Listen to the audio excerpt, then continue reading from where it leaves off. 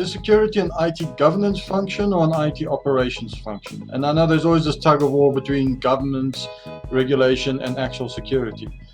How would you answer that? I'm reticent to answer that question, to be honest, because I know it's a constant battle within every organization. My suggestion is that it's both. There is an initial starting up process that actually, from a risk and a security perspective, there is always constant exposure in which the security team and the governance team need to understand.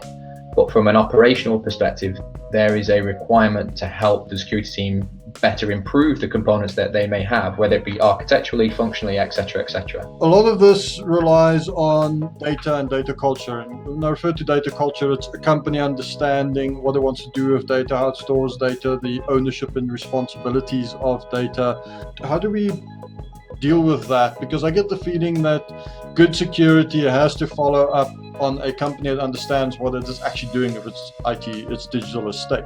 Or is it possible to kind of bring security in before answering the data question? Ultimately, it all boils down to how the user is accessing, working with, flowing through that data and sharing it, whether it's uploading it to the cloud, to a specific collaboration tool, or just it purely emailing it out to whoever they might want to their personal email address. Is there technology to protect screen data against cameras and visual theft, I suppose? Yes, but there's nothing stopping me from picking up my phone and taking a picture, because that's my personal phone. We're never going to be able to prevent against that, unfortunately, and that will always be an exposure within the organization. Another question for myself, I see someone had mentioned it earlier as well, training the user, educating them.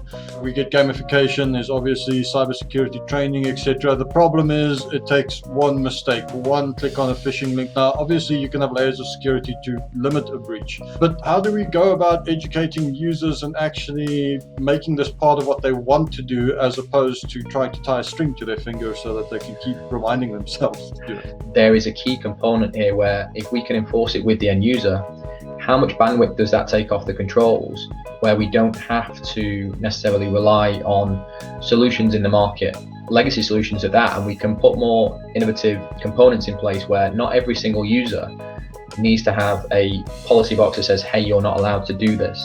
They know what they're doing, so they can make better decisions, so they don't have to be non-compliant with the IT usage policy. They can get better at making those decisions. We need to educate all these users, whatever they may be doing, whatever they are doing.